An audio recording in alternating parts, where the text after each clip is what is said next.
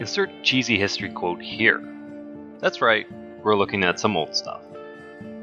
When first hearing the word history, your mind might wander off to those traumatizing history lessons you had in high school. But that's not the history we're gonna take a look at. Or is it?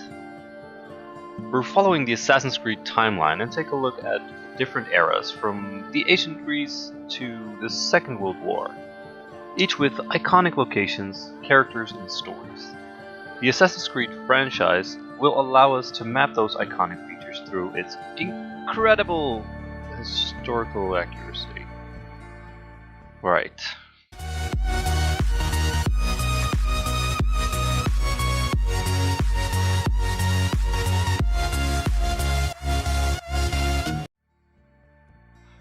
As of yet, there are 21 Assassin's Creed games, taking place in 10 different eras. As we're taking a look at them in chronological order, let's start with the Peloponnesian War. Travel with me to the ancient Greece between 431 and 404 before Christ. Assassin's Creed Odyssey takes place when two states, Athene and Sparta, are fighting to keep their position in power, which led to an all-out war across the many islands of Greece, like Mykonos, Lesbos, and Crete. It's enriched with historical figures like Socrates and Leonidas, and myths like the Minotaur. Moving ahead in time to the Ptolemaic Egypt, we are now 49 to 43 before Christ. Assassin's Creed Origin widens the lens of the struggle of Ptolemy XIII, the current pharaoh, to maintain his rule while harboring ambitions of expanding his kingdom, fight a coup by his sister Cleopatra, and being wary of an imminent Roman invasion under the rule of Julius Caesar. Across the vast wilderness of Egypt and across cities like Alexandria and Memphis and Thebes, there are myths and stories to be uncovered, like the reincarnation of gods as pharaohs. Over a millennium later, we arrive in the Third Crusade, around 1190, when Assassin's Creed 1, Altair's Chronicles, and Bloodlines take place. Zooming in on the Holy Land, medieval Jerusalem at the heart of Israel, where the Templar Knights, under the leadership of Richard Lionheart, are at war with the assassins over an ancient artifact, said to control minds, better known as the Apple of Eden.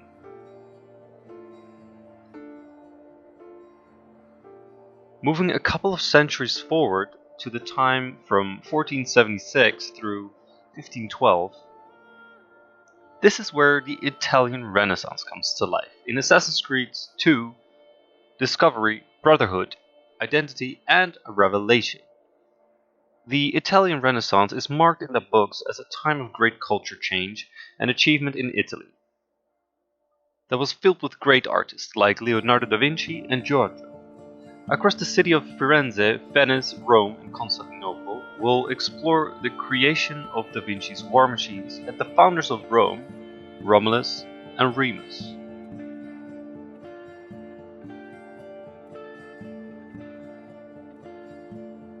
Not long after, between 1526 and 1532, we're heading east to the Assassin's Creed game that shines some light on part of history left out by the main games. The Imperial China era comes to life with the PS Vita side-scroller game, Assassin's Creed Chronicles China, where the protagonist tries to restore the Brotherhood in China and overthrow the ruling emperor and leader of the Eight Tigers.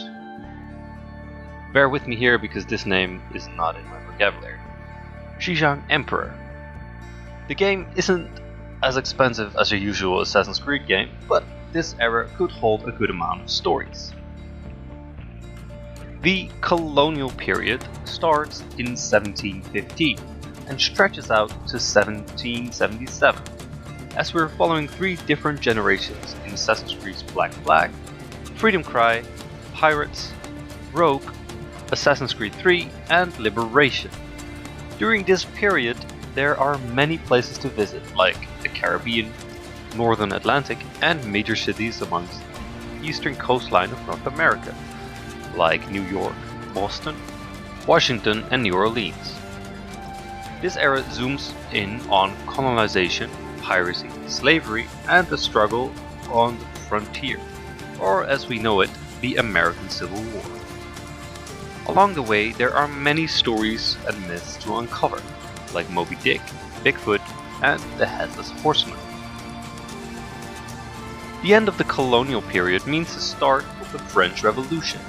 Between 1776 and 1800, this period saw the decline of monarchy and it being replaced with a republic, as the rich sparkled the rage of the lower class citizens. Assassin's Creed Unity brings us to places like Versailles and Paris, and shows us the historical figures like the vertically challenged Napoleon Bonaparte, and the headless king Louis XVI. Almost half a century later, we're traveling east once again. The Sikh Empire brings us to India in 1841, where India is trying to get rid of the British oppressor and the assassins want to get their hands on the Koh-i-Noor diamond, as it is a piece of Eden. This time and place makes us eager to uncover the mythology or history it has to offer. Approaching the modern era, we have another big stop along the way. Assassin's Creed Syndicate takes place in the Victorian era. In the year 1868, during the Industrial Revolution, the Fry family, large property owners, need to make way for small-timers. Great minds from that time won't be skipped over, as we'll meet the father of the evolution theory, Charles Darwin, and famous writer Charles Dickens. 19th century London also gives us a look into interesting stories like the one of Jack the Ripper.